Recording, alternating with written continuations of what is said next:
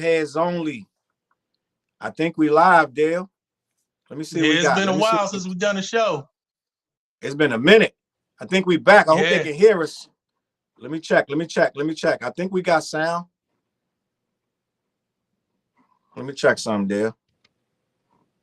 Look like we got sound. Somebody let us know. Hold on. Boom, boom, boom, boom, boom. Let me see. Dale, can you hear me? Yeah, I can hear you. All right, perfect. I just want to do one more check before I go any further. I do not want to get in the middle of this joint and realize we ain't got no sound. Where the chat at? Where the chat? Where the chat? It says I'm live right now. Let me see.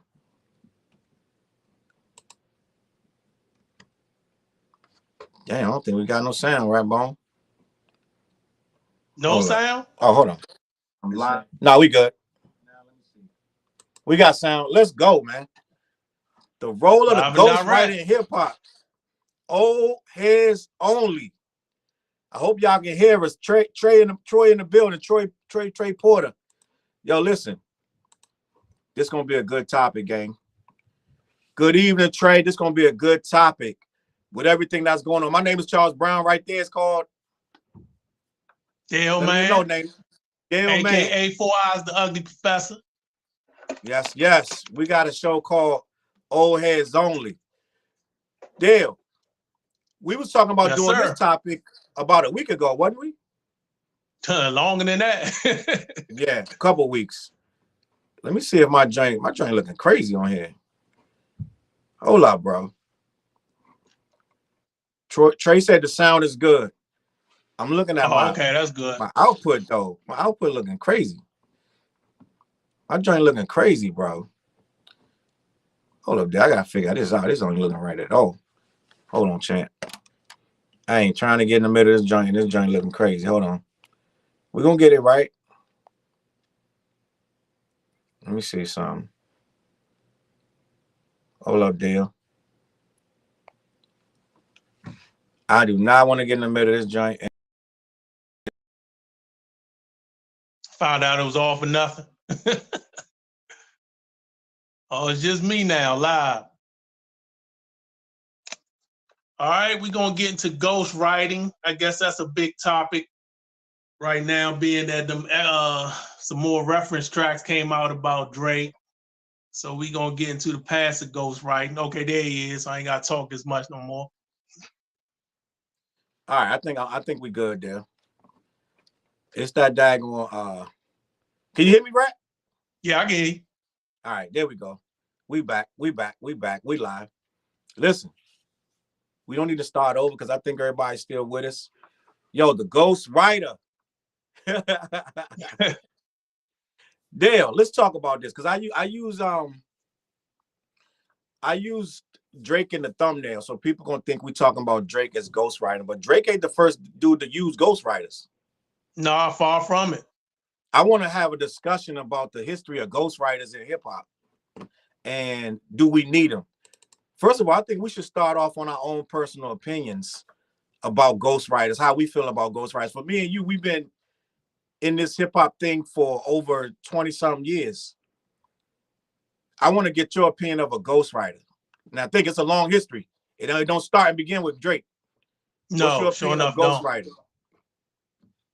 I actually wrote down a list when you told me the topic. You know, you always tell me late. So I wrote down a list off the top of my head of people who wrote for other people. All right, give it to me. What's that? Give it to me. Okay. You know, Big Daddy Kane wrote for Biz Markie. Yep. And Grand Poobah actually wrote for early Pete Rock stuff. That's right. Ice Cube wrote for Eazy-E, of course.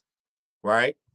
And yeah, several people write for Dr. Dre. You had DOC, probably MC Ren, probably wrote stuff for him. Eminem, Jay-Z. List goes on. It goes on and on. I think Nas even wrote for Dre. Even Royce the 5'9" wrote for Dre. Yeah. And that's just naming a few. Yeah. Did you say Snoop? Snoop. I forgot about Snoop. Yeah. Corrupt. Daz. So we got it goes on and on with Dre, whatever. Dr. Dre. Then several people wrote for Kanye West. Saha the Prince, Consequence, Rhyme Fest. Yeah. Then Big wrote for Lil Kim. Also Cameron wrote for Lil Kim as well. Yeah. Yeah. Many people wrote for Puffy. You know that, Jada, so on and so forth. And this one surprised me. I found this out about a few years ago. That Dale the Funky Homo Sapien and Threat wrote songs for Ice Cube. That fucked me up. I learned that like a few years ago.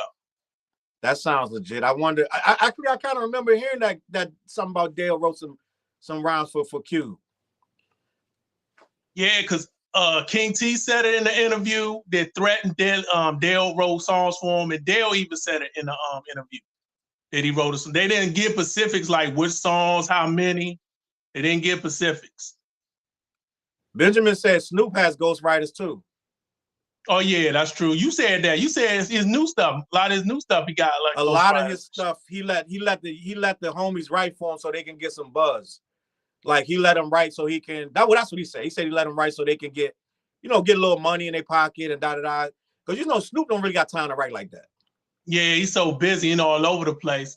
And also GZA and RZA wrote for ODB, old Dirty Bastard. And I ain't want to believe that, but that's true. That's true. Yeah, it is true. Yup. King Cash said Drake wrote for Kanye. That's true. Yeah. Jason in the building, he said, "What's up?" Chop in the building, he said, "What's up?" So, you know who else got written for? MC Lyte. Yeah, LL wrote her Self-Destruction joint. Right, but I think her brother's Audio 2 used to write for her too. You telling me Milk D used to write for MC Lyte? I think Milk D used to write MC Lyte's rhymes. Oh my God, I can't believe that because I'm almost Milk certain, D wasn't that good. I'm almost certain. I really, really believe that Milk D used to write MC Lyte rhymes. But like, you can not be good but still be a writer. You know what I'm saying? Yeah. It was a lot more than that though. I think we just scratching the surface. Man, if Milk D wrote for MC Lyte, he wrote better for her than he wrote for his damn self. Yeah. You know what? I'm about to do a search. Who? Didn't Cardi B get all her stuff written. Who? Cardi B. Oh, yeah, we know that.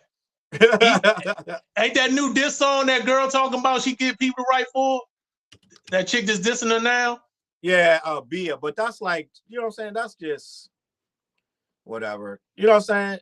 At this point, dissing Cardi B for not writing don't make no sense at this point. Yeah, because everybody knew knows that. Yeah. Huh? Everybody knows that. So it don't make no sense. Like, that's not even a diss at this point. It's not like she's hiding it. Right? Wasn't Safari writing Nicki Minaj rhymes? Yeah, that's what I heard. So it's like, come on, bro. But let me see. I'm looking up.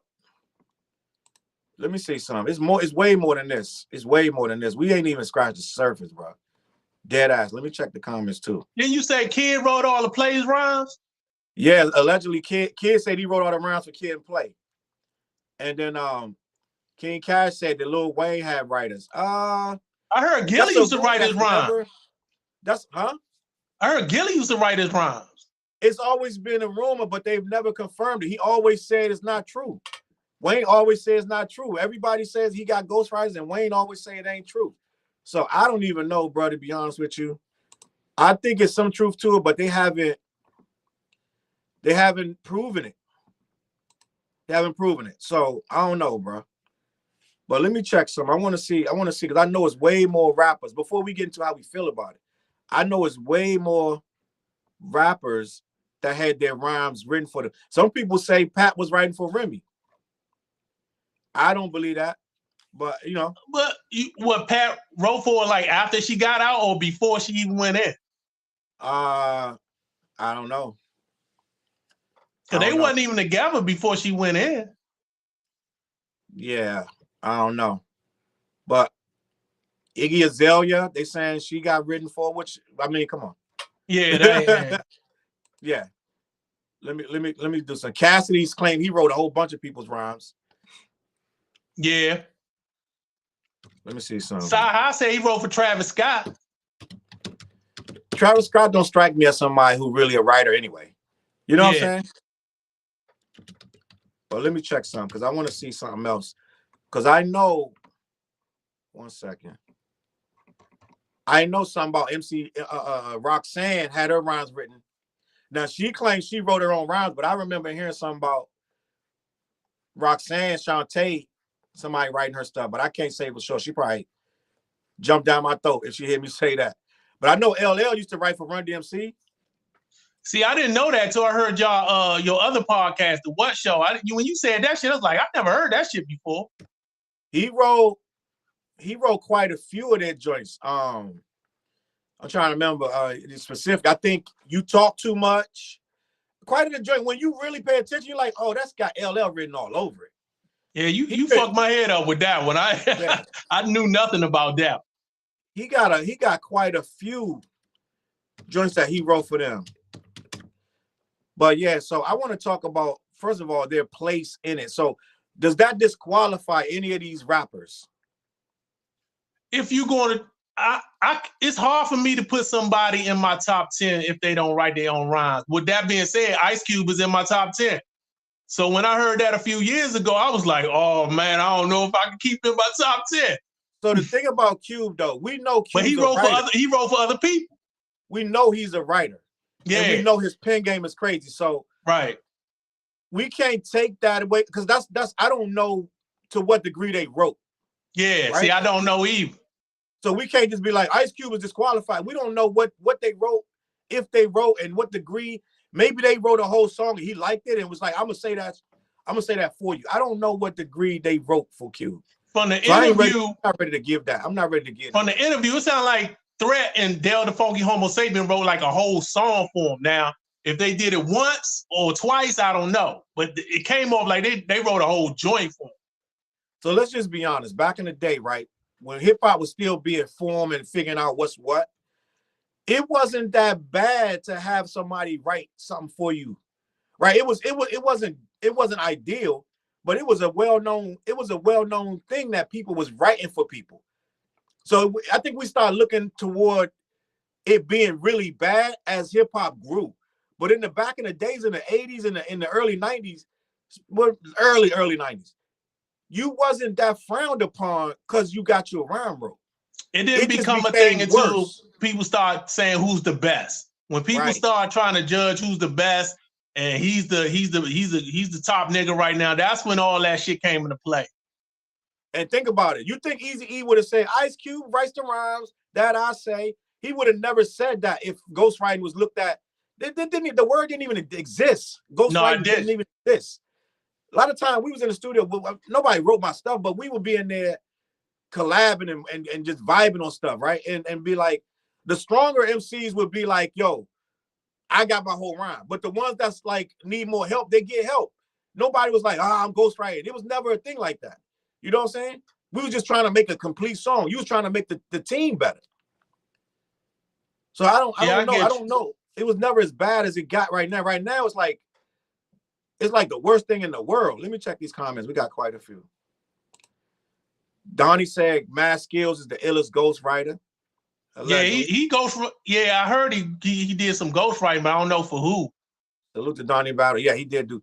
Didn't Lil Mo, wasn't they writing her Lil Mo rhymes? Who, Mad Skills? I think he might have been writing Lil Mo rhymes. Bronx Keys said Remy still stands on she being the only one that writes her rhymes. I give her that. I believe she do. I believe she do. I believe it too. Donnie Battle said Mad Skills wrote for Mad Heads. Prince wrote for Mad Artists. Right, that's true. But Prince was we're not talking about R&B and right. pop. We know they don't care about that. That's not a thing in they thing in they joint. King Cash said, wasn't there rumors about somebody writing for Nas? That's never happened. It was a little rumor that Dead Prayers helped him write on that nigga album. I mean, but the dude from Dead Prayers said that wasn't true. That he didn't do that. That he didn't write. They make so many rumors, Dale. Like, you know what I'm saying? It's so many rumors, bro. It's crazy. All right, so Travis Scott rides waves. Then he said, well, no, he creates silly waves. That's true. And then Chop said Pharaoh wrote for Diddy. I mean, everybody wrote for Diddy. That's another one. Yeah. Everybody wrote for Diddy. You know what? Nas wrote for Fresh Prince. And Fresh Prince I forgot about that. He did. Yeah. Fresh Prince could write. That's the thing. People understand Will Smith could write. So it's like, you know what I'm saying? Let me keep it pushing. Kendrick wrote for a lot of people. That's what Jason said. I don't know. I guess so. And then King Cash Kendrick wrote for Dre. Kendrick did write for Dr. Dre. Yeah, everybody. On that Compton album. Yeah. King Cash said, see, we out here moving the bar for Cube. It's only bad when you try to knock Drake down. You're right. You know what? Let's address that. First of all, let's talk about that. The thing with Cube is a rumor. The thing with Drake's is facts. No, it ain't no rumor. It came out their mouth. Dale the Funky Homo Sapien said he wrote for Cube. So okay, so let's just say this. Let's say it's true, right? Let's say it's true. How many songs you think Cube got written for? I'm guessing one. At best. Maybe one. At best. If Dale the Funky Homo Sapien wrote that rhyme, he ain't write no more. Drake got every single album he got somebody writing on. And I'm not going to do a whole Drake conversation. We're not doing that. Because Drake is the most famous known guy with ghostwriters. We're going to talk about King everybody. T said Threat also wrote a song for Cube too. So, but listen, even if they did, right? Cube has done enough work with his pen that we know what he did, that I'm not going to take it from Cube. If Dale the Funky, which is Dale the Funky Homo Sapien is his cousin. Yeah. Right? That's his cousin. If him and his cousin got together and wrote something, that's fine. Cube will still be in my top 10. Yeah, he's still in my top 10. I was wrestling with it for a minute, though. When I first heard all that, I was like, oh, man. But then I had to keep him in my top 10. That's the thing. That's like finding out Rakim had one song written for him. Mm-hmm. I'm not taking him on my top 10 for that. I'm just not going to do that because I understand, but the ghostwriter thing is somebody who's habitually getting written for. All of this stuff is like, it's 50% of their stuff is ghost written. You cannot be the top rapper like that. You can't be. Yeah. Chop said Rick Ross wrote for people. Lil Wayne even said that Ross wrote for mad people. And then Donnie saying Casual wrote a bunch of joints for Cube. Now put it like this: if it come out, I ain't never hear that one. if it come out that Cube had mad ghostwriters, then you would have to remove him. Yeah, I would definitely remove him. You can't be in my top 10 with a rack of ghostwriters, dog. If Dale the Funky Homo Sapien wrote something for Cube, that probably was 1988, 89, 90. You know what I'm saying? Like, and it couldn't have been that much. So I'm like, I wouldn't disqualify Cube for that. I need more information. I need to know what song, what he did, da-da-da-da. Like, it's a lot. I need more information on it. I need more information. Now, Donnie, you're going too far. Yeah, I can't see Souls of Mystery getting ghostwriter. He said Freestyle Fellowship wrote some joints for Souls of Mystery. Donnie, I'm gonna need some serious proof before I hear that. I disagree. I do not believe you, Donnie. Yeah, I don't believe that either. Myself. I don't believe you. And it might have been a lesser member of Souls of Mystery, a Domino or one of them dudes in the background.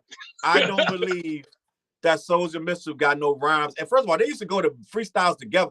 They used to go to shows together. Why would you get one of them when they came up with you on the same upcoming on the march, the same like they were like friendly competition for them. Yeah, they're like friendly competition. Why would you give him that? Like I'm gonna give you that over me. Like out of all of this, you wrote for me. Like I'm never. I don't see that, bro. I don't see that, Donnie. Donnie, you got to call me. I don't see that. King Cash said Drake has done enough work with his pen and he writes for others. And let me see what else he said. I'm not saying you have to have Drake in the top 110, but to take him out the convo is crazy. Now, King, I'm gonna tell you why. I take Drake out the conversation. It's not just I take him out the conversation. It's not just that. I take him out. It's not just because he had a couple ghostwriters, right? It's a lot of reasons. For one, almost every lyrical opponent he came across, he didn't beat him. He only beat Meek Mill, technically. Yeah. He didn't beat Pusha. He didn't beat Joe Budden because he ignored him. He didn't beat He didn't even really beat Common. Yeah. He didn't even really beat Common. Didn't beat Kendrick. And Kendrick was the worst thrashing of all. Kendrick made it so that Drake can't battle nobody else again. Now, but I don't even base my opinion on his battles, his L's he taking the battle. He just doesn't, his music doesn't move me that way. Like he never made a classic album, in my opinion. Yeah. He definitely got to have at least one classic album to be in my top 10. And I'm going to tell you something crazy, Dale, and we can have this conversation.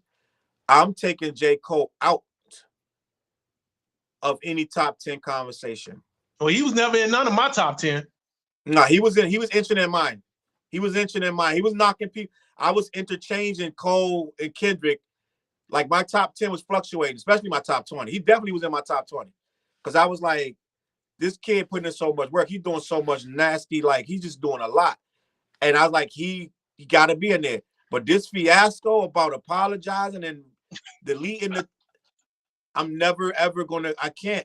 You can't be in my. I can't start a basketball team if a dude's scared to shoot against his own players. Like you got to be balling in practice and in the game, bro. I need you to get it in, bro. I can't have you backing out.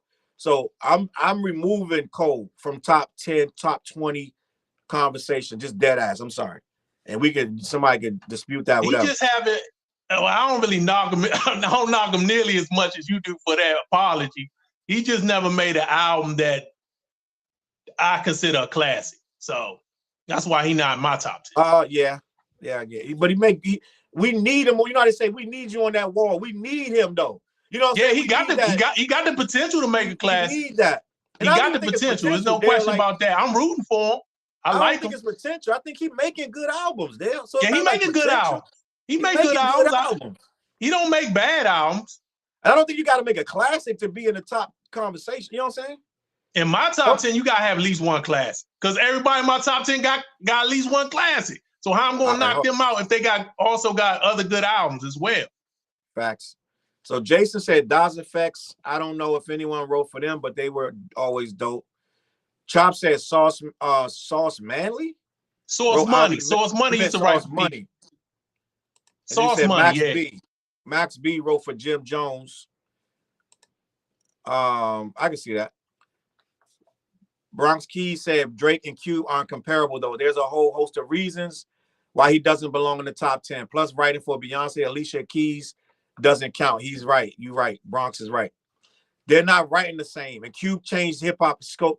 Cube changed the scope of hip hop itself.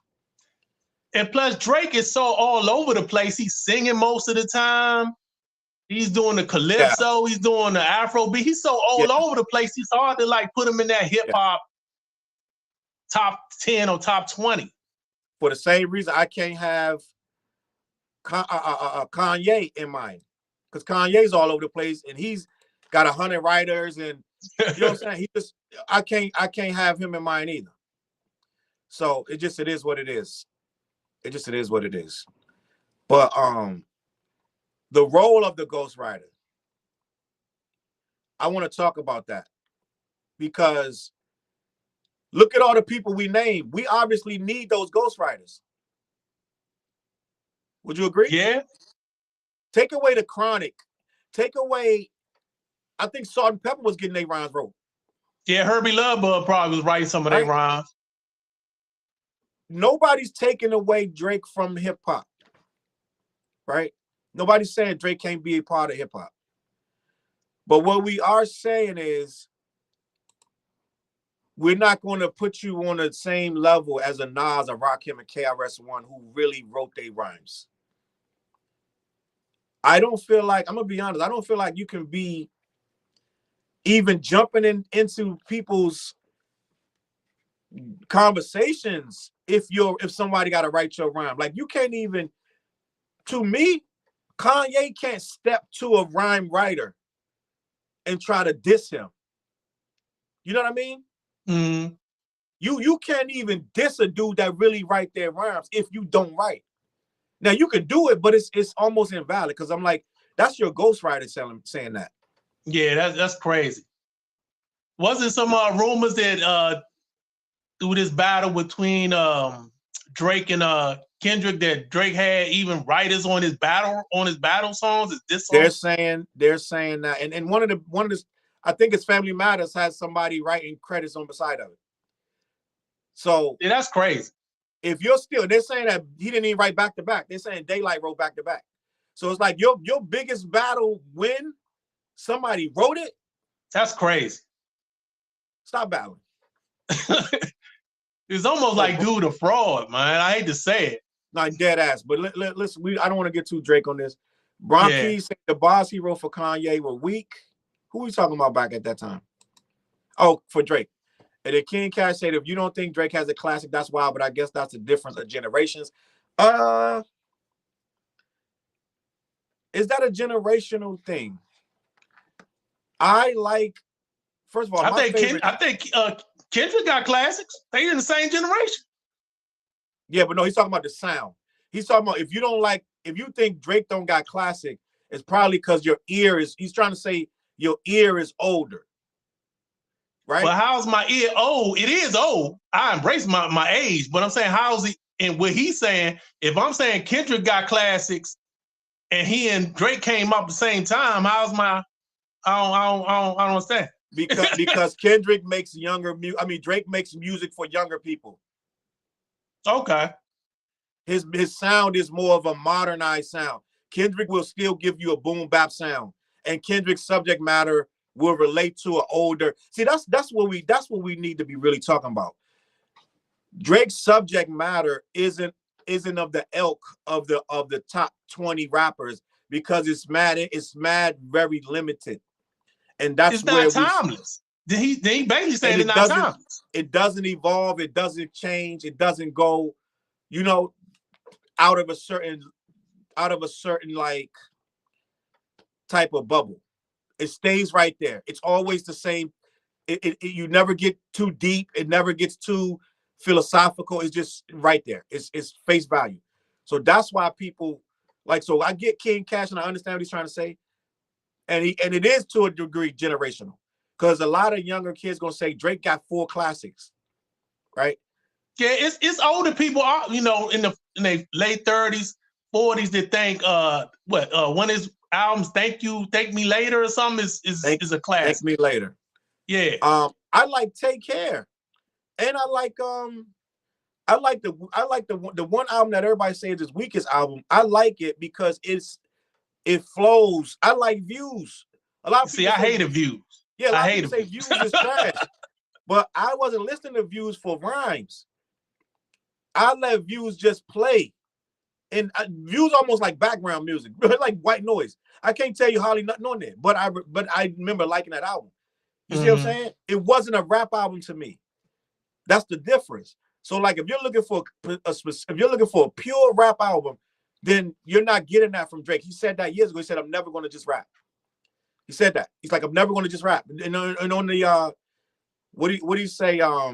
He just said it on this thing. He was like, something to the effect about, I don't know. I'm trying to remember what he said, but he was just basically saying, "I'm not going to just do what you think I'm going to do. I'm not doing that. I'm going to do what I do, and I'm believing, and that's going to be the end of that." So a lot of people are looking for him to do a pure boom bap, or not even boom bap, but more rap friendly album, and he doesn't do I don't think he's going to ever do that. He's never going to do that, and he always told you that.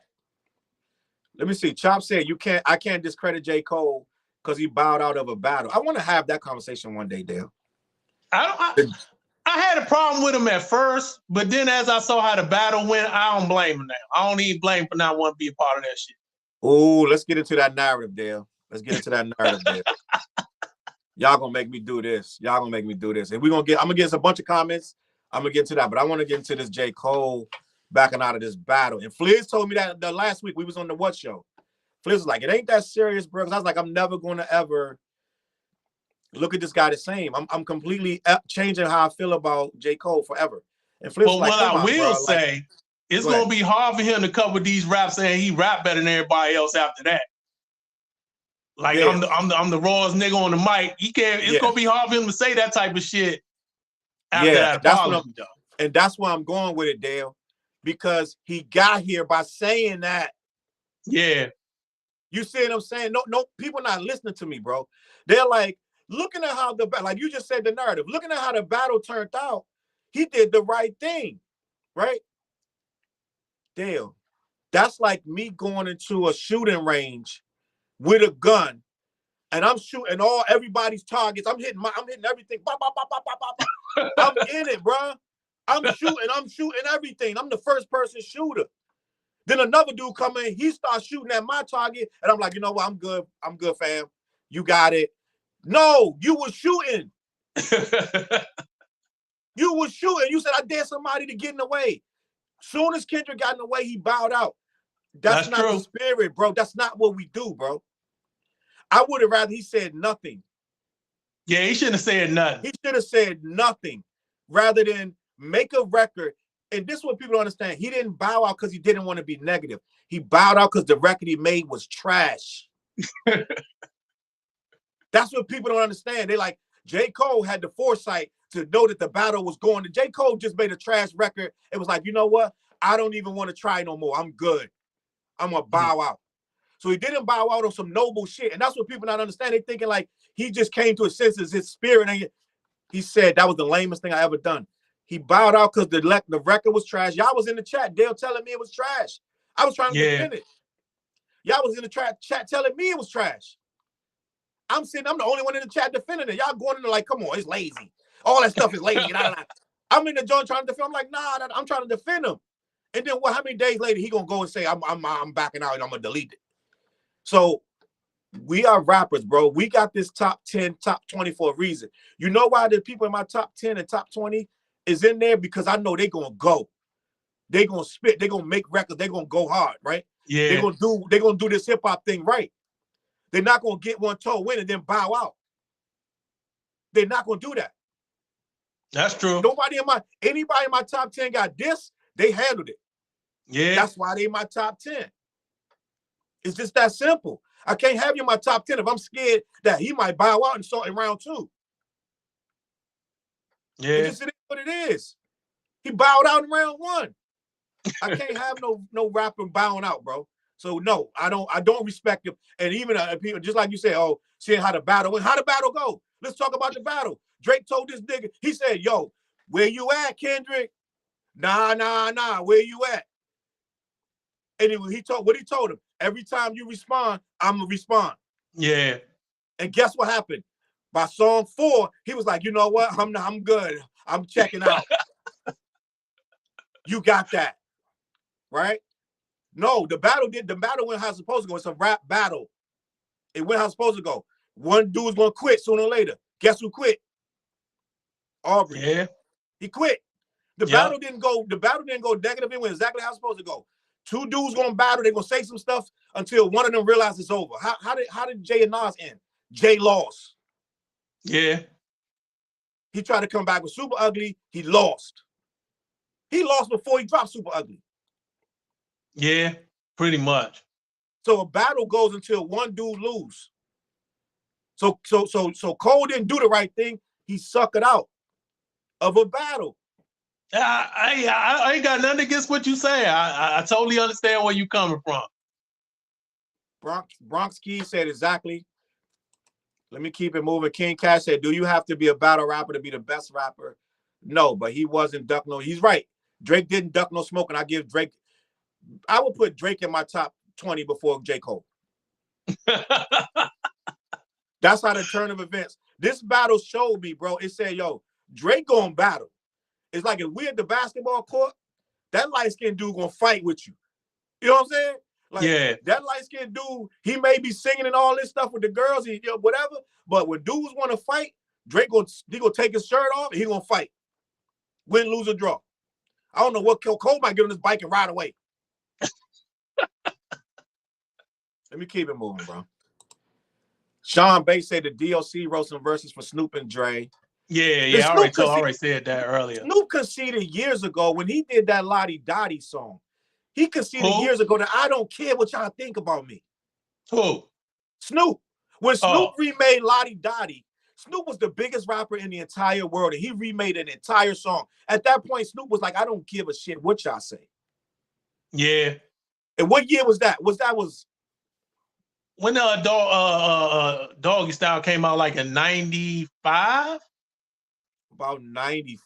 94, 95? 94, 95. Why do I not remember this? I need to look it up. Why do I not know when Doggy Style came out? This is wild. Bronk Key said he only wrote Family Matters. Names Anamway said, but a lot of people are saying Drake isn't hip-hop. They're calling him a pop star and an appropriator. He is a pop star. Yeah, he's a good entertainer. He can rap when he wants to rap now. Don't get me wrong. He can rap his ass off.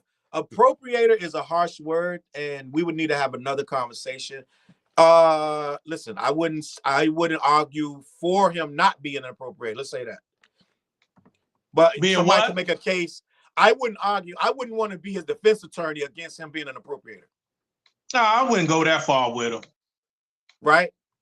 Now, it's because you got to look at how it's played out. We can have that conversation another time. Let me see something. Bronx Key said all the other three was him and 2-3 other dudes. Yeah. Jason said, I agree. King Cash said that was Cap. He wrote back to back. I don't want to believe that Daylight wrote. And I had a video. I put a video clip out, and I said that I didn't believe that he wrote that Daylight wrote back to back, and they killed me. They was killing me in the comments. They're like, why don't you believe it? They were like, you're an apologist. You're a Drake apologist. Like, they was killing me, bro. They was on my ass. I was like, bro, I don't believe I believe Drake would come back on his own with back to back after being accused of ghostwriting. Why would you go get a ghostwriter to write a song where you're responding to ghostwriting accusations? That's crazy. If he did that, that's crazy. Because you telling me some new shit. I didn't know that somebody wrote back to back, but I can believe it. Well, Doggy Style came out in 93. Doggy Style came out in 93. 93, that sounds legit. Yeah. That was a very good year. That's the year my son Trey was born. That was 93 was one of the best years in hip hop, to be honest with you. Yeah, it is. Mr. Caswell said, people always talk about Kendrick and J. Cole. What about Skyzoo, Bishop, Nehru, and Afro? I like Skyzoo is nice. I like Skyzoo. Skyzoo is nice. Skyzoo wrote for some people too. He said he wrote for some famous people, but he couldn't give up no names. I guess he wrote one with them. What's that thing you got to write when you can't say who you wrote for? Huh? What's that paper you write when you can't say who you wrote for? What is called?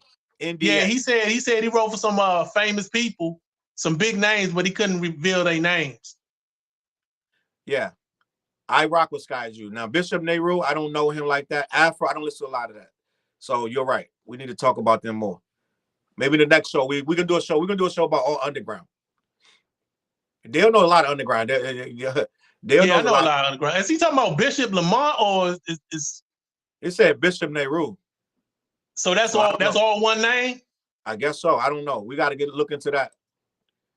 Bronx Key said the problem with the Go conversation is a lot of people don't go back far enough to consider who laid the foundation for the beginning of time in hip hop. Now I'm gonna be honest with you, this is gonna sound crazy. And I know I might offend my political connection. I know some people are gonna get offended, but a lot of them dudes wasn't no goats back in the early 80s. Grandmaster Caz and all these people. They were good. Don't get me wrong. They were good.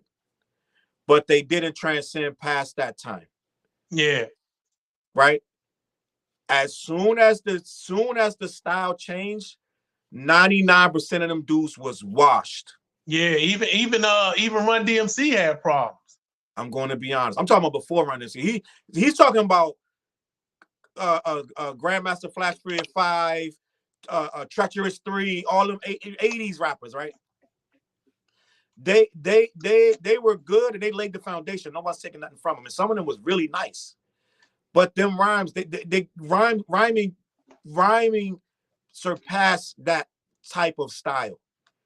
So they can't be considered goats when they're doing ABC 1, 2, 3. And I'm not saying that all of it was ABC 1, 2, 3, but that's the foundation, right? That's like saying somebody who created the Apple computer is going to be considered, once we got iPhones and stuff, you know what I'm saying? Like you look at Steve Jobs and Bill Gates, they surpassed the Apple. They surpassed that era. They went on forward and began to do more technology-wise and to create more. a lot of the rappers from the era. Remember, Kool Moe Dee was holding on for dear life. He surpassed that level. Kool Moe Dee is from that original era. Yeah, he is. Kool Moe Dee battled Busy B and took out Busy B. Busy B was on the run of a lifetime with his battling. Nobody could beat Busy B. Kool Moe Dee grabbed the mic and battled Busy B. Busy B didn't even know it was coming. He battled him, beat him bad in front of the crowd, and forever changed. The reason you have battle rap the way it is because Kool Moe Dee, the way he took out Busy B. That's what happened. But let me see something. I'm gonna make sure I'm on because it's telling me something freezing. You still see me, Dale? Yeah, I can see. Let me just make sure I'm still on. I do not want to be in the void and whatnot, and the joint ain't working. But it looked like it's still working. So what I'm saying is, with people like that, they didn't surpass. Like, people don't say people from that era is the GOAT because they wasn't good enough to maintain it. We say Nas is the GOAT because Nas is still to this day doing some great music. Right. And that's not the criteria. Like KRS-One is in my top 5 forever. Yeah, he's in my top 5. Top five forever. Yeah. And somebody might say, why you keep KRS-One in it? Because he what he's done. And you kind of had to hear all that stuff to understand what he's done. My top 5 is gonna go like this. Rakim, he wrote his raps. KRS-One, he wrote his raps. I'm gonna put Nas, he wrote his raps. And my top 5 changes around, but I'm gonna go ahead and put Jay in there, he wrote his raps. I'm gonna put Biggie in there, he wrote his raps. And I'm gonna keep going. I'm gonna put LL in there. LL Cool J wrote his raps. Ice Cube wrote his raps until for the most part. until otherwise determined that Ice Cube did not write his raps. Scarface, he wrote his raps, right? Yeah. Until otherwise noted that he didn't write his raps. And I'm trying to. So my thing fluctuates, and like I said, I'm putting Kendrick in my top 10. He's in my top 10. He's in the back end of my top 10. At this point, Kendrick has earned that spot.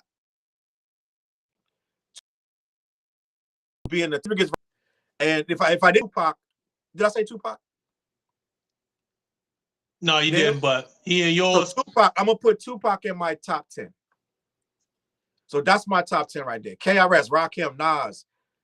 Did I say Biggie? Jay-Z? Yeah, you said Scarface, Biggie. Ice Cube. You got LL in yours too. LL, and I know I put somebody out that I really wanted in there, but it fluctuates. At last, it's like it'll fluctuate. Sometimes I'll have this guy, that guy, that. But let me check this. Let me check the comments. King Cash. I think Willie D wrote for Bushwick Bill.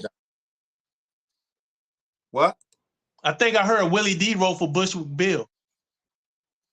Yeah, that was understood though. That's never been. Yeah, back in the day. Yeah. But Bushwick Bill never wrote one rap ever. Yeah, I can believe that. Rapper. He wasn't a rapper. He never wrote none of them raps. He was like a hype dance man, hype man dancing and stuff. He was a dancer before he was a rapper. Yeah, Bushwick wasn't no writer. Name said there's a generational gap. Ye, Drake, and Kid Cudi was my introduction to rap. Kid Cudi.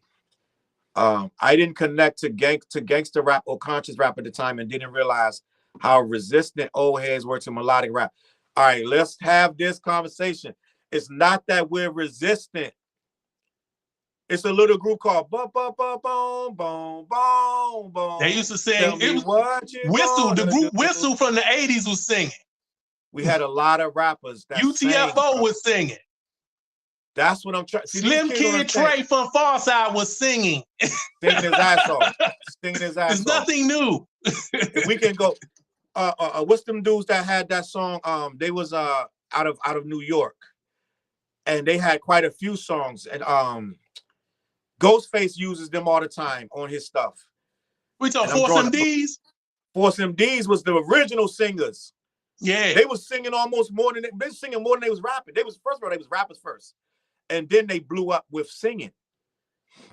They had that song, oh my God, Force MDs. What's that song? First of all, they had the rap song Itching for a Scratch. But their singing song was bigger than the rap song. They had one of the biggest singing songs in the world. Yeah, Tender Love. They R&B song. That's a classic. Tender Love. So it ain't that we don't get melodic rap. You're talking about mumble rap, which is different. Mumble rap and melodic rap that's two different things. Old heads are resistant to mumble rap because a lot of times the mumble rappers are mumbling and not saying that. Now we get it. They say, "Oh, we were not mumbling." Like Migos used to get offended when we called them mumble rap. I get it. At one time, there was a lot of mumbling in rap. Now a lot of dudes are saying their lyrics clearly. 21 Savage, he says this stuff clearly. Lil Uzi Vert, on the other hand, still low key mumbling a little bit. Let's be honest. Migos got better though. I didn't like Migos at first, and then they got better to me. I started liking Migos got a lot better for some reason. I don't know. They just dedicated themselves. They got better. Like this stuff got like palatable. I was like, yo, I can rock with this. Quite a few Migos joints, quite a few joints on Offset joint was rocking. But let me keep this moving. So no, it wasn't that we was resistant to melodic rap. And I want to address this comment even more. It says I didn't connect to gangster rap or conscious rap at the time. I don't think it was much gangster or conscious rap when Kid Cudi and Drake was out. Yeah, it wasn't a lot of gangster rap. It kind of was moving away from that, especially conscious rap. Wasn't much conscious rap to draw on at that time. Yeah. So I understand. Don't get it wrong. We listen to a lot of music from a lot of different angles. I just told you I like a lot of Drake joints. I'm just not making him a top 5 rapper. I don't feel like Drake's a rapper. He's an entertainer. He's a pop star, which is nothing wrong with that. Michael Jackson is a pop star, bro. Michael Jackson is a pop star. Nothing wrong with pop star. Let me move it. King Cash said I like 7 Minute Drill. I told you I got torn apart for trying to defend it, so I don't know what I feel anymore. Let me keep it moving. Dale, did you like 7 Minute Drill? You ain't like it. It was okay. It wasn't bad. Cash said it's okay to lose a battle, but ducking is crazy. Sean Bay said 93. I guess he was responding to the Sean and Mr. Cash was telling us when Snoop Dogg came with the up. Snoop joint. Yeah. Yeah. And then James said maybe Cole just didn't want to be low vibrational towards rappers he respects. 7 Minute Drill was as far as he was willing to go, and that was a light jab. That's true. He didn't want to be low vibrational, but I don't think it's low vibrational to just rap. He didn't have to be. You can rap. That's what I never understood about this battle. They didn't have to be so. They didn't have to go so low. Dale, is it possible to just rap without calling you a pedophile? Yeah, that was you think that was crossing the line? I don't have no problem with it. First of all, to me, a battle's a battle. I can say anything I want to you. Once you come and say you want a battle, I'm gonna say the most demeaning, disgusting things to you. I don't care. It's a battle. You seen these dudes battle? Have you ever watched a battle rap? Yeah, they say some fucked up shit. These dudes say anything to you. They don't care, bro. Yeah. So once you battling, and that's what Drake got to understand. You're stepping into this battle realm, and these people was taking up for Drake like, oh my God, this guy is saying the most heinous things. He's putting a tag on him that he can never. Yes, he can. First of all, don't battle them. Don't battle. He didn't have to battle. He didn't have to say nothing. Yeah. All he said was, F the big 3, it's just big me. You ain't have to battle. You wanted to. But but Kendrick to say LeBron and Stephen Curry need to watch their kids around him. Don't battle him, Joe. Joe, that was crazy. Baca got a weird case. Why is he around? Like, listen, don't battle him. Don't battle him. Listen, to me, we already saw what Pusha did. I feel like Pusha said, tick, tick, tick. That man is 666. Yeah, right? He went hard with that. He went hard. You already know they're going to go hard. Don't battle. Leave it alone. If my brand is pop star, I'm not ever battling. You ain't never going to get me in no battle. I would be 0-100 with these dudes. I would have never battled one of them. No, but Drake loves that battle shit. He be hosting them battle raps, and he be putting money towards them battle raps. That's what I'm talking about. He think he won a battle. He think he won a battle. He's not ready for that because Kendrick would have battled him for 10 years and never made another. He don't understand this. This dude is insane, bro. He doesn't care. He would have battled him for 10 years. Drake lasted 2 months. He lasted 2 months. This dude would have them battled West Coast, them West Coast niggas get greasy with their battle raps, yo. Don't care. He would have kept it going. That's what I'm saying. Don't step in the battle round. That's what Cole did. He stepped in something he shouldn't have stepped in. Let's keep it moving. We didn't talk about ghostwriters no more. Hold on. I know we totally got off that subject. He said, correct me if I'm wrong, please, but there wasn't a time where LL was given a hard time for being too soft and genocentric. I feel like I remember that convo back in the day, but I could be wrong. He's 100% right. LL was always making a comeback because LL was always getting dissed, and he was always getting taken out of hip-hop conversations, and he was always making, if anybody remember, Dale, and be honest, Dale, every single LL album was a comeback album. Yeah, he had a few comebacks. The nigga could have dropped the album a year ago, and this next album is a comeback. That's because he made albums that people like was shitting on, like that Walking with a Panther joint. Yes. People was shitting on that joint and said he was done. So that Mama Said Knock You Out joint had to be the comeback album. Facts. And by the time he dropped it, it was already when that Walking with the Panther, LL was already washed up. Right? Well, that album is the reason why they was calling him washed up. That was only his third album. Yeah, that was his third album. But remember, his previous album was Bigger and Deffer, which was a hit. Everybody loved that joint. Yeah, you're right. But Radio was first, right? Yeah. Then Bigger and Deffer. But then right after Bigger and Deffer, hip hop started to change. Yeah. It got a little more aggressive. It started to get funkier, like funky, but like it started to get a little more soulful, and the sounds would change. Tribe came in, changed the whole game. Tribe and De La rap was changing. Not to mention all the gangster stuff that was coming out and yada yada. So LL was already washed by the time he did his comeback. So then what came after that was what was after that was after, you talking about after Walking with a Panther? After Walking with a Panther, was it Mama Said Knock You Out? That was his comeback album. Mama Said Knock You Out. Another comeback. So LL was looked at for being too soft because he was doing exactly what Drake was doing. He was walking a thin line. He had his female, what can I say? 99% of your fans wear high heels or something like that, right? Yeah. LL catered to his female fans, but he wanted that respect from the men. And that's why he was always looked at the way he was. And that's exactly what Drake going through. Now, the difference with LL... They're very similar in a way because both of them was for the ladies, but both of them was willing to battle. Very. Now, the difference is, well, then again, LL lost to Cannabis. They've lost. They both have lost sometimes. Let me keep it moving. Let me see. Katie in the building. She said, Drake and Nicki suffer from the same problem. They are willing to sacrifice their artistic integrity to stay current with the kids, respectfully, in my opinion. That's true. That's true. That's true. Because both of them can rap. Yeah.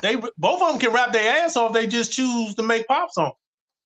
You know what drives me crazy about Nicki Minaj, bro? That lady got so much potential. Nicki could have been our Lauren, bro, or close to it. But every time she drops, she gotta make the goofiest. Like, it gotta be goofy. It gotta be super pop. Like, I love Moment for Life. One of my favorite records. I hate to be that guy bringing up old stuff, saying that's the best thing. But Moment for Life is a moment, bro. I love that record, bro.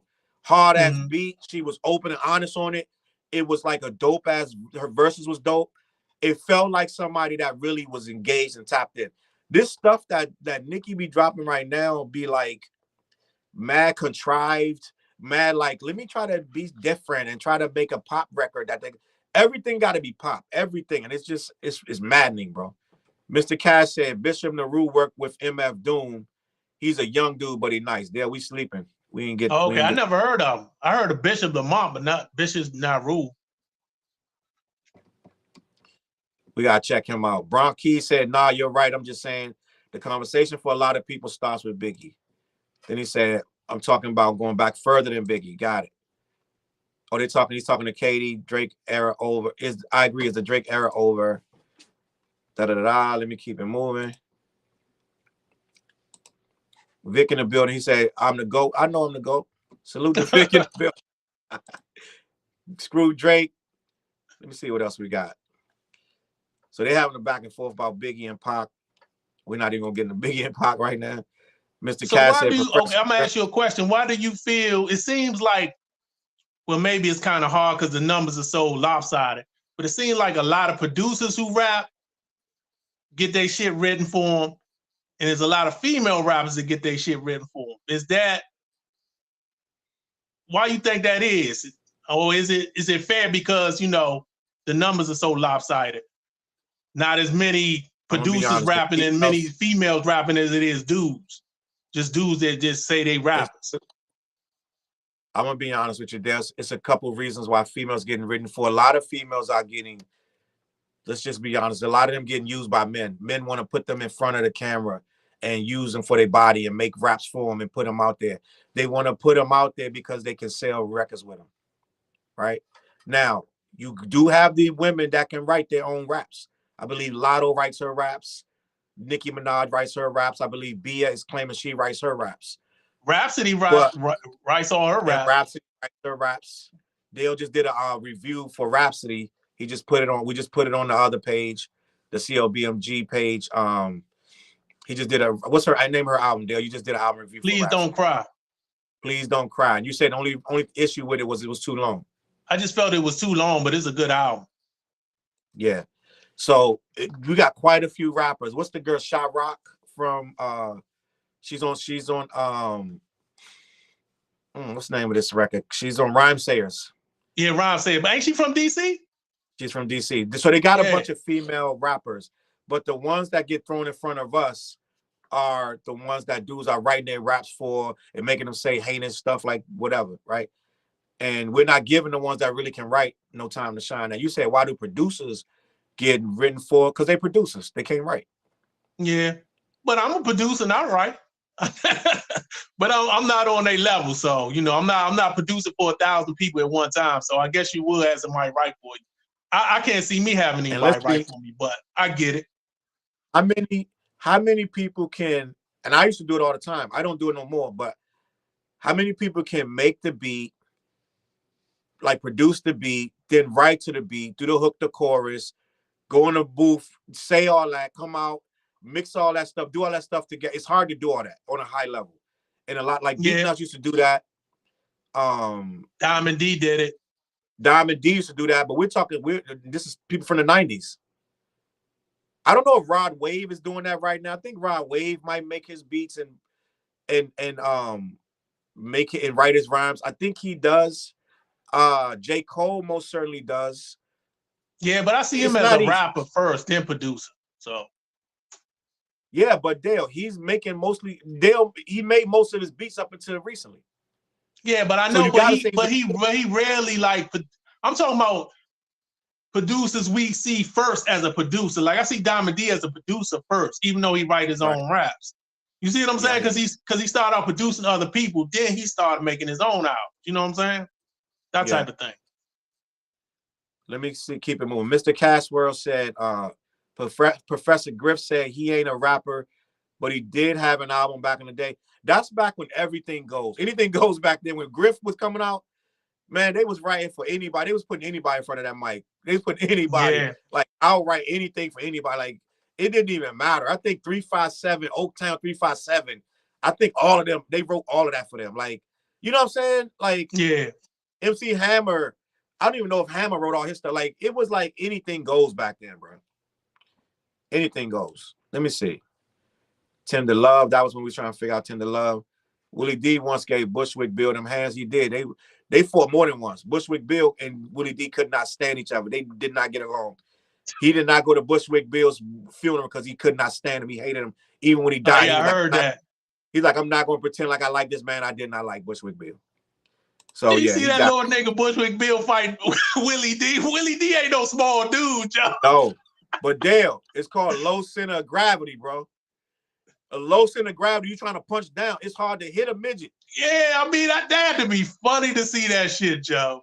I know Scarface probably in the corner laughing his ass off, faking like he want them to stop. Y'all go ahead and stop that shit. Laugh.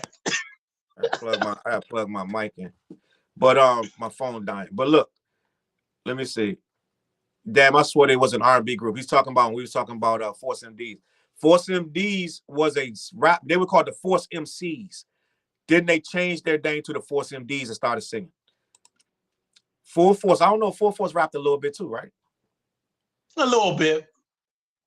Katie said, mumbling the auto-tune just don't please my ear. King Cash said Drake wasn't done with the battle. He was going to drop again to the shooting in front of his house. He said, I would be interested to see how the war takes form now from the battle after the politics behind the scenes. Yeah, they stopped it. The higher ups was losing too much money. They're like, we can't have our #1 star being looked at as a pedo. So we gotta stop this because his career is way too important. They invested too much money into him. Yeah. Katie said LL and BDK realized that women and fans that spend money. I'm sure LL dried his tears with all his money. Now she's right, but Big Daddy Kane's career was forfeited. He lost because he catered to the women too much. When Kane dropped, was it Taste of Chocolate? Yeah. When Kane dropped Taste of Chocolate, Kane's rap career was over. Especially his album after that, The Prince of Darkness. Woo! That was terrible. Was even worse. Terrible. And that right there, Dale, was when Kane started trying to get the younger guys to sharpen his skills. He said that recently that he was going to the parks and going to get up on all these younger guys, and he would have them coaching him and everything because he felt he was out of the loop. And that's why Kane don't make no music no more. Because he felt, which he did, his flow got soft. He got a little too, like, his edge was gone. And when you heard Kane trying to be at his hardest, it was not sharp. It was mad, like it was weak. Kane had got weak trying to do all them girly ladies hanging out with Madonna and all this. He was in that damn what was it called? Playgirl magazine, just goofy stuff. Yeah. Kane is a cautionary tale, to be honest. Big Daddy Kane is a cautionary tale. I wonder why he couldn't do what LL did. Like LL was able to maintain the battle raps and maintain the braggadocious raps and also give the ladies what they want. And he had a long career and made a lot of albums. I wonder why Big Daddy Kane couldn't do the same thing. Because he was trying to do what LL was doing, but he couldn't get the success that LL had. He couldn't maintain his success. Better, bro. Some people just better. Some people just better. Yeah. I think LL adapted better than he did. And like I said, LL was always making comebacks, so he was used to doing comeback. Kane didn't know how to make a comeback. Once Kane started slipping, he fell. Never came back. Let me see. That's crazy because I think Big Daddy Kane is a better rapper than LL. But he just couldn't do what LL did. You know why Kane not a better rapper? Because LL has way more years rapping than Kane. Yeah, on the whole, I would not put Big Daddy Kane over LL. But I'm talking about, if we just talking about rapping, I think Big Daddy Kane could rap better than LL. We just talking about rapping, not the album making and all that stuff. And I'm saying, I agree to a degree. I feel like in theory, he should be. He's more technical. But LL has a wider range than Kane. Just better. I think Kane's sharp, but Kane. But does he have a larger? Because Big Daddy Kane could get conscious. LL didn't really do too much conscious stuff. But what I'm saying is, LL horizons was broader than Kane. Kane really only had 2 lanes. It was braggadocious and conscious. The girl stuff never really worked. Yeah. That's true. He tried it. He tried it a lot. It just didn't work. It never worked. So it was like either braggadocious, and he didn't really do that much conscious. He did consciousness like what's he at? Well, he in that 5% nation, so they gonna always drop that knowledge here and there. He dropped it. He got no big ass records of consciousness. All of his the Black and Proud joint or whatever it's called. Not Black and Proud. It's something conscious record. Right, but all of that stuff we talking about is in a 2-3 year period. Yeah. I don't think Kane went past 5 years of dominance. No, he didn't. Because after that third album, he was done. Better. I feel like you're better if you can go, if I can make it 10, 15 years in the business and you can only make it 5, I'm better than you. Yeah. Yeah, I see what you're saying. In my opinion, if we both got similar skill set, but I can adapt 5 years later and then adapt 5 years after that and then adapt again, I'm better than you. Yeah. No, I would never put Big Daddy Kane over LL in my rankings, but it just seemed like Big Daddy Kane could actually rap better than him. He just, I don't know. He just made the wrong decisions. And I understand what you mean, but I'm going to go on the other fence of that because really, Kane, it seemed like he could rap better than him. But over the years, it proved that he only had a short window of where he was rapping better than him. Yeah, you're right. was rapping longer. You know what I'm saying? Right. LL had better, bigger songs. So it's like, is he really better? You know what I'm saying? Yeah, like, he's not. Overall, he's not better. You're right. Because it seems like he should be, but overall, he's not. We're going to pinpoint probably 5-10 songs of Kane. Like when Kane did that battle against KRS-One, we quickly realized Kane don't really got that many records.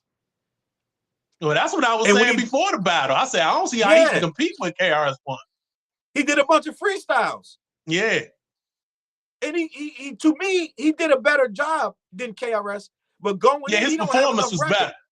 His performance was better.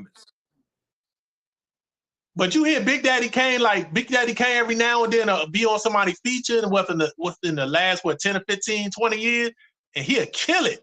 Yeah. Like he'll do a feature with Ghostface, kill it, do a feature with Conway, kill it. So he'll show up every now and then, be on somebody's joint and kill it. That mean he got mad time to get that together. You know what I'm saying? Like, look at Andre. Andre killed Dre 3000 kills every feature. Every feature. Kills. Yeah, he does. But then he won't do an album. Yeah, I think he's scared to do a solo joint. Yeah. Scared? Is he well, maybe scared? That's the wrong word. Well, he kind of like be indicating that he not sure about doing a whole rap album. So I'm not too far off by saying scared. A little trepidation, maybe. Yeah, I think scared could be used. The word scared could definitely be used. Let me get to this names. I want to get to this names comment. He said, I feel you, but Ye's 808s and Cuddy's Man on the Moon were not mumble rap. The culture criticized, dismissed those albums at the time, but they went on to influence a generation of artists. That's true. Yeah, I didn't like 808s. I say that. I don't like either one of those albums, but they did have a big influence on what everybody's doing now. That is true. And I do like the singles. I like the singles from 808s. The 3 singles, I like those songs, but I didn't like 808s as a people think I'm crazy when I say that. And a lot of people jump down my throat when I say I didn't like 808s, but I did not like 808s and Heartbreak. Because I was looking for the old Kanye. I did not like it at all. So it is what it is, but he's right. They did influence a lot of artists. A lot of people did want to be like Kanye when them joints came out. And a lot of people started using 808s. As a matter of fact, 808 had kind of died down as an instrument. Only people using 808s was like South, booty shaking music. You know what I'm saying? It was like that. Yeah.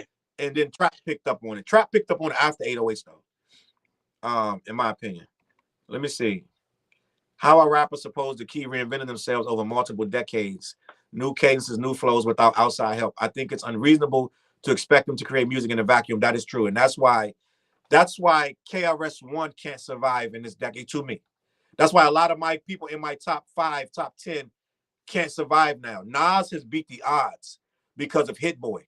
I think without Hit Boy, we wouldn't be talking about Nas right now. No, we wouldn't. We wouldn't be. He still be in my top 10, but he wouldn't be number 1. He became number 1 with that 6 album run for me. Because I had Jay-Z at number 1, and then when he made that 6 album run, I was like, oh, he passed Jay-Z. He like, bye. He's like, way. Yeah. Jay-Z way back there. You have to. I think Jay has. But I got Jay-Z second. Even with them 6 albums, Jay's still ahead of him with albums. Not to me. No, not to me. I'm not talking about quality. What you talking talking about how many that he has. So Nas playing catch up with them 6 albums. You see what I'm saying? Oh yeah, because Jay-Z's putting out an album every year, it felt like. Yeah, Jay-Z was putting out a lot of music. Nas went 6 years without 1 album. He went 10 years without an album. Remember his Life is Good came out in 2012 and he put out that Nasir to like what 2019, 2018, something like that. That's almost 10 years. Even with them 6 albums, he still didn't catch the amount of music Jay has already put out. That's now, interesting. I got to double check that. Yeah. The quality of it, is top notch. Like Nas has lived up to what he was supposed to be. Like the promise of what Nas was, we got it. Yeah. We got it. We got the masterclass MC. You could pop in any of them last 6 albums and give a masterclass in MCing from Nas. But even with that being said, it's still like we were talking about Andre being scared, right? Yeah. I think you're right to a degree with Andre. I think he's being scared. And let me see. It says, no, we were talking about what Name said to them to creating a vacuum. He's right. That's why that's what we were talking about with Nas. Big Boy was the outside help that Nas needed. Yeah. Not Hit Boy. I'm sorry. Hit Boy was the outside. Hit Boy, yeah. Names is saying a perfect example of why you can't just be in a bubble. Now I'm gonna hit you with one that you're not gonna think of. Eminem is about to come out, and Eminem is making his own music. Eminem is trending #1 with the Houdini record. Yeah, I know. I saw that. I'm almost 100%. There's no outside influence on that record. There's no one Alchemist produced that joint. Did he? Yeah, he produced that joint. Did he? Yep. Don't sound like an Alchemist joint, but Alchemist produced that Houdini joint. Well, he ain't writing none of the rhymes. No, of course he ain't writing none of the rhymes. No.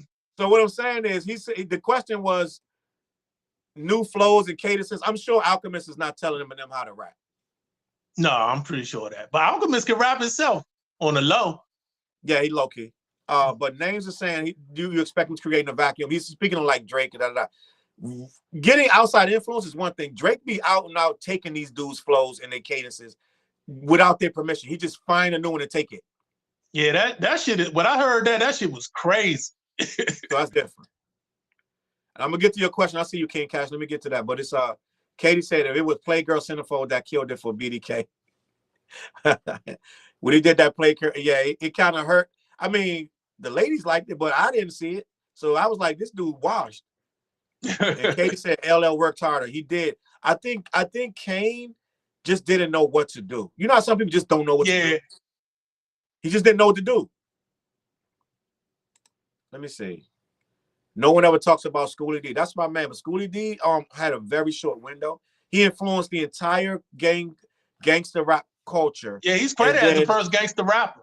He was the first gangster rapper, and he couldn't get beyond his first 2 albums. Schoolie D fell off hard and fast. Is he the first MC to come out of Philly to be signed? I don't think so. He might be. I just watched that thing on you gotta watch that thing on Netflix. It's a show on Netflix and talks about it breaks down. It's it's like 3 seasons too. And it breaks down evolution of rap or hip hop or something like that. Something like that. That was a dope ass show. I really appreciate. I hope they come back with it. King Cash said, "What makes you a top rapper in the game, in your opinion?" I'm gonna get to that question. I want to see a comment. If Kendrick disappears for 2 or 3 years, can you still say he is the best, or do you need consistency? I do not feel like consistency makes you a top rapper. I'm gonna tell you why. Because consistency is the eye of the beholder. It's not how fast you do it. Like when everybody was telling Kendrick to hurry up and throw his battle rap out. It's about how good it is. If Kendrick waits 5 years and puts out another damn, Kendrick will absolutely be the greatest rapper in history. Just gonna be honest with you. Yeah, I don't have a problem with you taking time, long as when you come back, you come back strong. Because we used to wait for the albums, though, Dale. This thing about dropping albums mad fast, that's a new concept. We used to wait 3-4 years for another Daylight. Yeah. Right? We used to wait for albums, the quality ones anyway. The junk was coming out fast as you can get it out. Yeah. So we don't have no play. Now, let me ask this question. He said, what makes you a top rapper? Dale, you want to try this one? Because I got some ideas, but you have any? Well, for me, I'm heavy. I'm heavy on catalog. Your album is, to me, the mark of a good artist is to make good albums. If you can consistently make good albums, even the best of them got they stinkers, got they trash joints. But if you can make better albums than not, and you can have a long career doing it, and you write most of the shit, and you touching on different subjects, but you're not getting outside yourself. You got the wordplay. You can get deep sometimes. You can get socially conscious sometimes. You can get braggadocious sometimes. You can come to battle rap sometimes. You can do pretty much all that on a high level. Then that makes a good rapper to me. Because you got some rappers that can rap their ass off that can't make an album say they like it. So yeah. So I want to delve into more of what you said right there. You said some of them got some clunkers. Yeah. In your top 5, name the clunkers of your top 5 rappers. What's their bad albums? All right, Nas is number 1 for me, so I don't really care for Nasir that much. And I would say Nostradamus is not that good, even though it got some songs on there I like. But I would say maybe that's a clunker for his level, for his, Yeah. And the nigga album, the Untitled album, is a little shaky to me too. Yeah, I can't. So he got 3 questionable joints.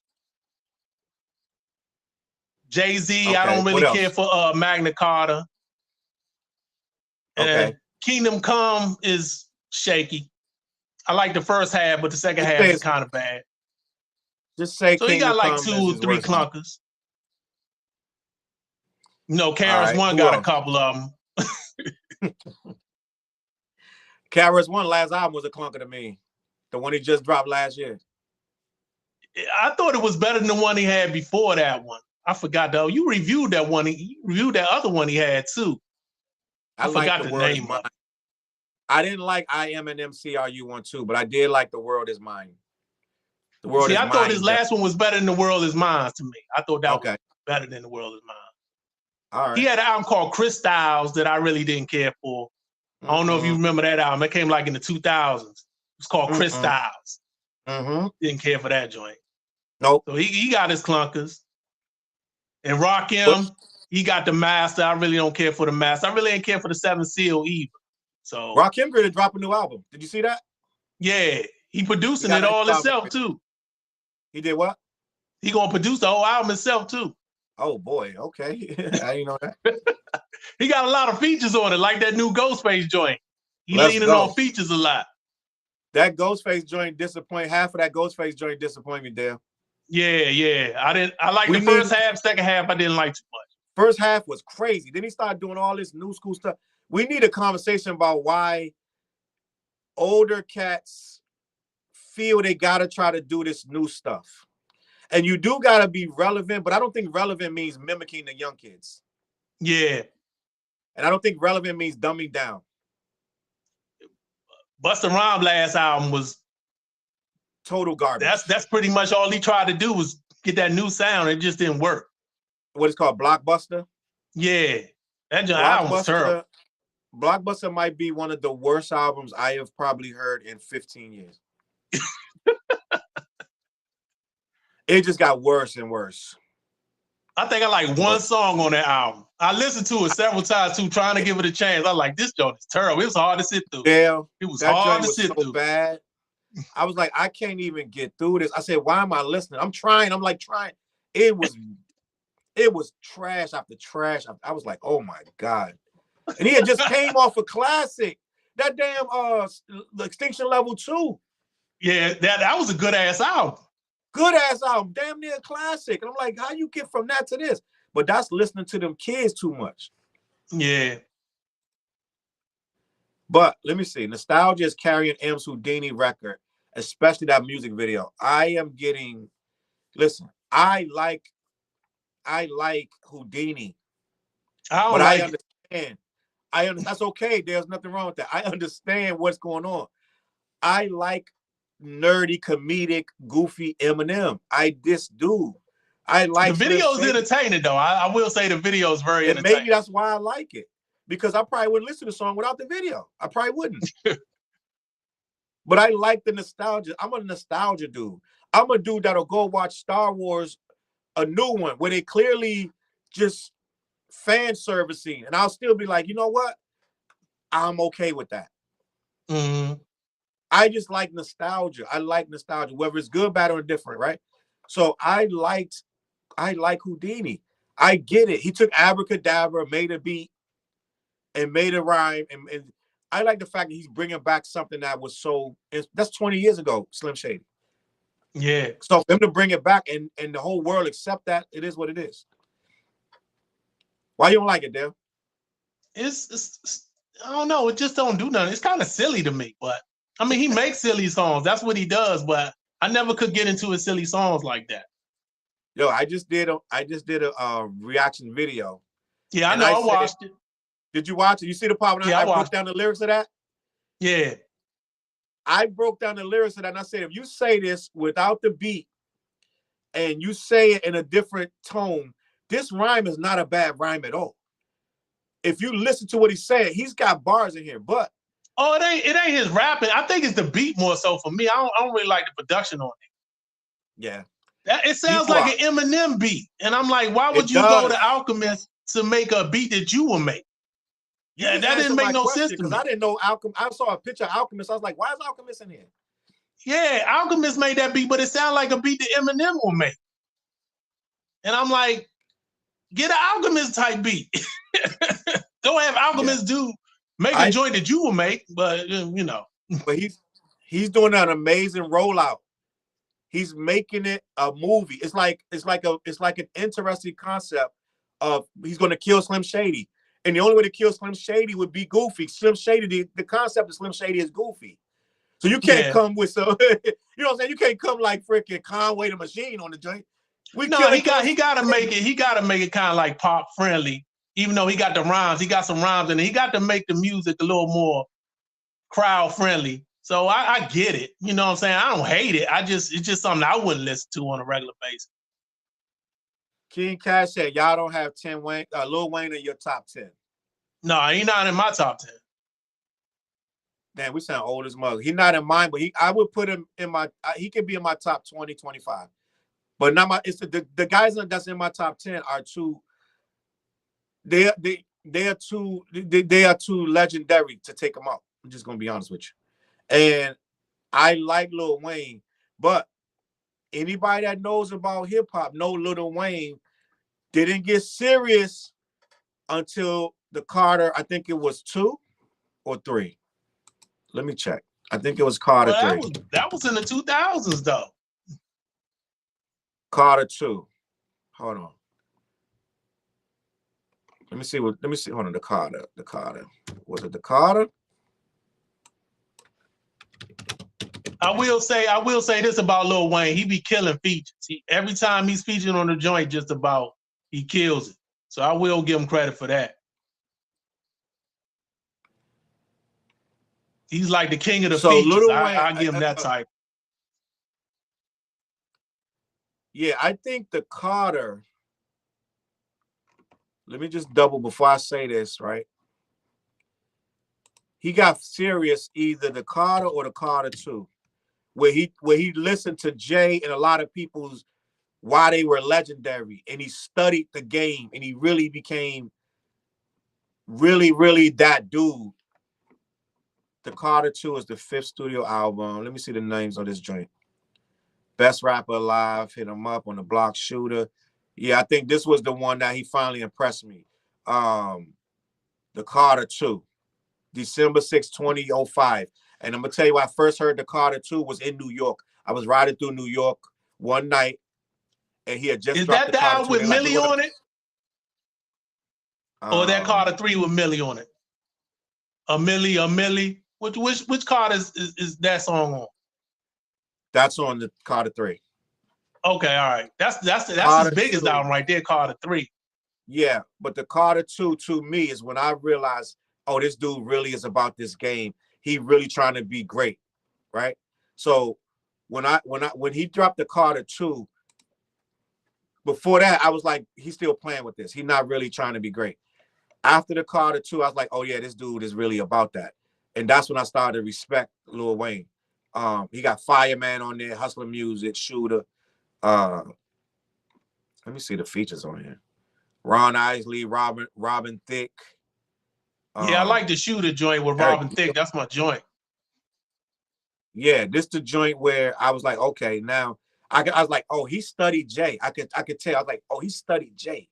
He trying to really be Biggie and Jay. And he said before I dropped this album, I listened to all the greats. He said I listened to all of the greatest artists, and then I crafted this album. And that's what you got to do to make a classic. You cannot make a classic without listening to classics.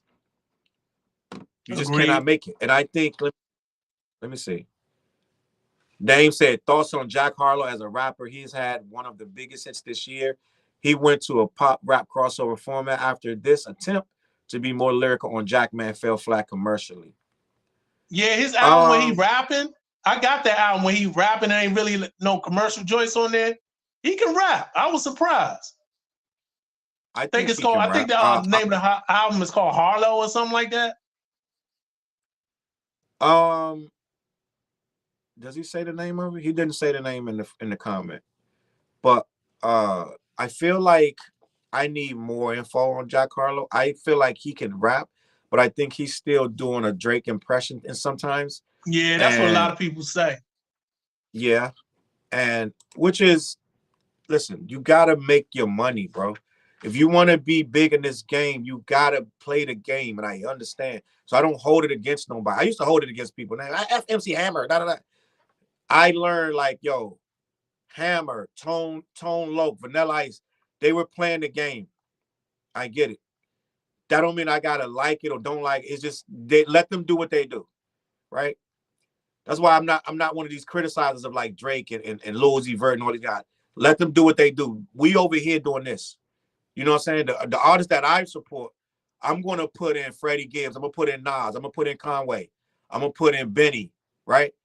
These are the people I'm going to be listening to. Yeah. Let Drake do Drake. That's who I listen to. Do that, right? Do that. And I'm going to still listen to the legends. Like when Q-Tip, whenever they drop this new tribe they got, whenever LL drops this supposedly all produced all Q-Tip produced album, I'm gonna listen to it. I'm gonna listen to the legends. I'm gonna give them names. Sometimes the legends album's trash. I just like Jazz Oak album. He came out with an album and it was to me it wasn't good. You know what I'm saying? And quite a few of the legends they step back in the game and they're not really ready.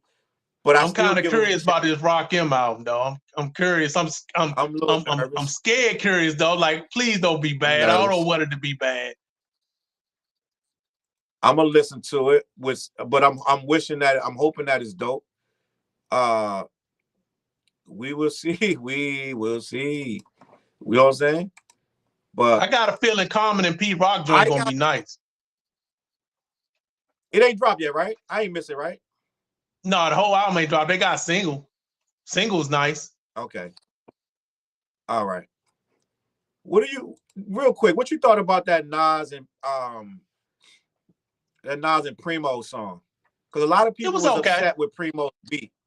They were saying Primo went too old school. The beat wasn't bad, but it wasn't great either. It was just there, you know. It was a decent beat. Okay. Let me see something. I hope we ain't like mad choppy on this thing. I feel like we mad choppy. I'm gonna have to delete it. I think we mad choppy. But if we're not mad choppy, I'm good. Let me see what else we got. Katie said, I appreciate you guys. The conversation around hip-hop has really devolved in the past decade. That's true.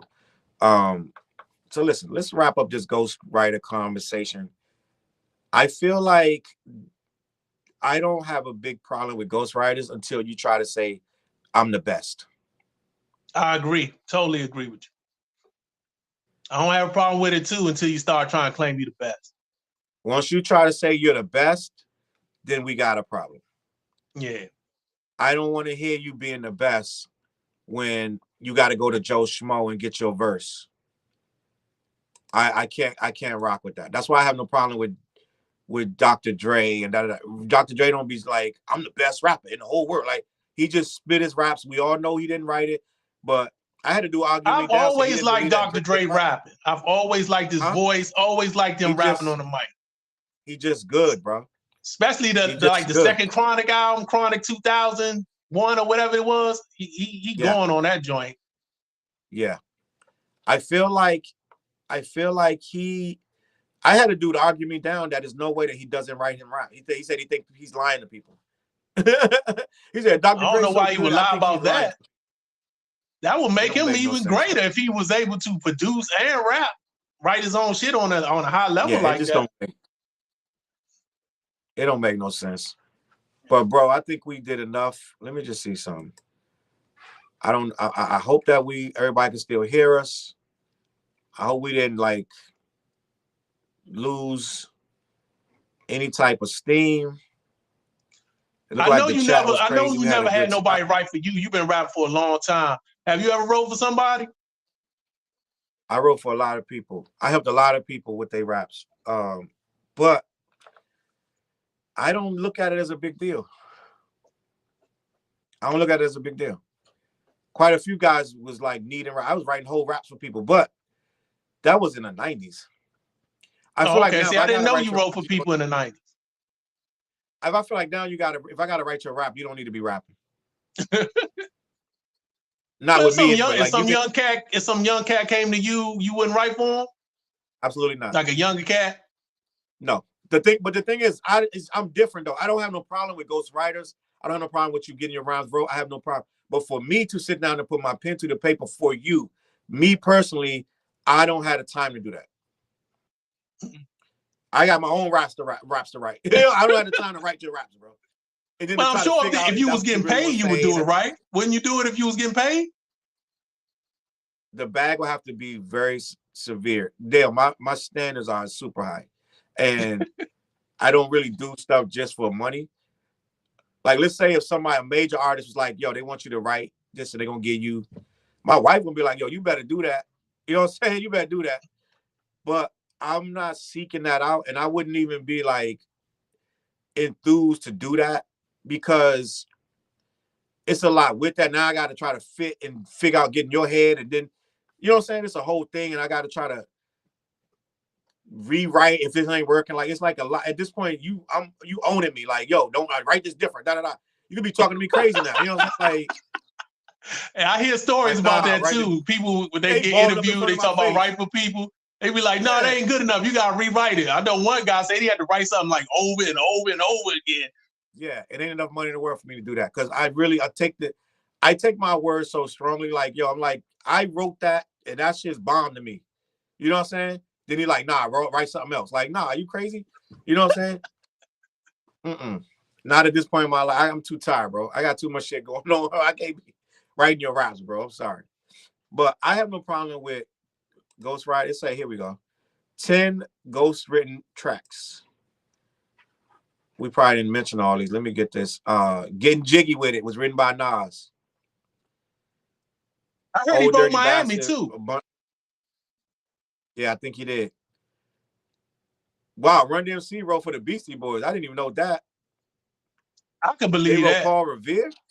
I could believe that. Back in the day. Jay-Z wrote Still DRE. Yeah. Cameron wrote Crush on You. Yeah, for Lil' Kim, yeah. Yeah. And Cool G Rap wrote for Salt and Pepper. I ain't never heard that. Chick on the side. If that's true, that's crazy, Joe. If that's true. I never heard that. That's wild. Cassidy wrote Got It All for Eve. I could believe it, but I didn't know that. Pharoah Monch wrote The Future for Diddy. Yeah, he did. Jay-Z wrote That's the only Diddy album I like. That's when Diddy was getting lyricists on that joint. And Jay-Z wrote for Bugs Bunny for Space Jam. I can believe that. Yo, listen, let me get to these last bit of comments and we out. Katie said, I don't think the new generation really cares if artists use ghostwriters. Really nobody cares, but the new generation don't care. They don't care. No, they don't care, but nobody cares until you start talking about I'm the best, and that's when people care. Antoine Austin, salute. He said, Let It Flow used to be Run DMC song, but they gave it to Beastie Boys on their first album. Let it flow, let yourself go, slow and low. That's like my favorite song on that first Beastie Boy song. I mean, Beastie Boy album. Sound like a Run DMC. That sound like a Run DMC. Yeah, I can hear it. I can hear this shit. That was my album, bro. Remember, I don't know if you remember when people didn't know the Beastie Boys was white. Do you remember that? Yeah, I remember that. You might have been a little too young to know that, because when Beastie Boys came out when they first came out, there wasn't even no album cover. It was just, you heard it, the song on the radio. It was just the plane, the back of the plane on the album cover. Yeah, but they dropped before that. They had songs before that. But when the album with the plane came on it, you still wasn't sure that they was white at that time. Let me see. Bronchi said these new cats need to learn how to enunciate and pen to pad. Facts. So listen, the conclusion, the ghostwriter has a role because some people can't think of stuff. Some stuff is better. Some people could write better than they can rap. Right? If Safari really was writing Nicki Minaj rhymes, she a better rapper than him. Right? Yeah. He sounds awful when he's rapping. I never heard him actually rap, but yeah. If he can write it and someone can spit it, there's a lot of people eating right now, writing songs that can't perform for shit, but they can write some great music. Yeah. So the ghostwriter has a place in the business, and I'm not going to ever say we need to get rid of the ghostwriter, because then you probably have a lot more trash than you got right now. And some of these rappers need ghostwriters. Katie said Eminem wrote The Watcher and forgot about Dre. Eminem wrote a lot of that great stuff. I knew about that. Facts. All right, Dale, I want to get out of here because I think we talked enough about the ghostwriter. What do you think, Dale? Is it necessary or you hate it? No, I mean, I don't have a problem with it if it's going, especially if they writing hits for you, but you can't, like you said, you can't claim you the best if you got a whole bunch of people writing for you, or you had a whole bunch of songs written by one particular person. It just don't go together, but I have no problem with it on the whole. There it is. I think we touched enough. The role of the ghostwriter is they are necessary, but you cannot be the best if you use them. Is that that sound legit, Dale? Yep. That's what it is. All right, gang. That's what it is. Make sure you go over to the sponsor. Black-Yeti.com. Black-Yeti.com. Make sure you go over there. If you're a THC user, if you like THC infused products, go over to the website black-yeti.com. Make sure you check them out. They got the flowers over there. They got the funnels. They got the gummies, the THC gummies. They got the moonshine. I ain't even had the moonshine. I ain't never even drank it, but I do tend on. I try that moonshine. I'm not a smoker, but I try that moonshine. Okay, say that. Yeah. When I get that, Dale, make sure you bring some next weekend. We're gonna be in Deep Creek. Dale, where am I going? Get it from Disco? What you talking about? I'm gonna have Disco bring it to you. We gonna meet in Deep Creek. I'm gonna have Disco drop that moonshine. I need the moonshine. I need the buds. I need the gummies. Now, I don't need the gummies like that. Some of that bud, and I need some of that. What else he had? He had the chocolate. Tell him I need 2 or 3 squares of that chocolate. BlackYeti.com. Make sure y'all go over there and check that out. I'm Charles Brown. Over there on the left is Dale. Dale Man. There it is. Dale Man. Follow him on social media. And we got music together. We got an album called Force Multipliers. If you look up Charles and the Ugly Professor, go check that album out. We always talk about hip hop. We do hip hop of a different ilk. We do like more abstract to a degree. Abstract, boom bap, but with a new, but up to date. It's up to date. Yeah, and we get crazy whack funky. Go check that music out, man. Dale got mad music. I got mad music. Go check that out. We got videos together, man. It is what it is. Old heads only. We appreciate y'all watching, bro. Dead ass. Anything you want to say, Dale? You good? No, that's good. Get that Force Multipliers. Charles and the Ugly Professor on all streaming services, right? All streaming services. And news flash, Dale, I have started writing Force Multipliers too. Okay, I've been waiting. I told Dale, don't let up on me, stay on me. So he been on me all year. Listen, it's coming, Dale. Stay tuned, gang.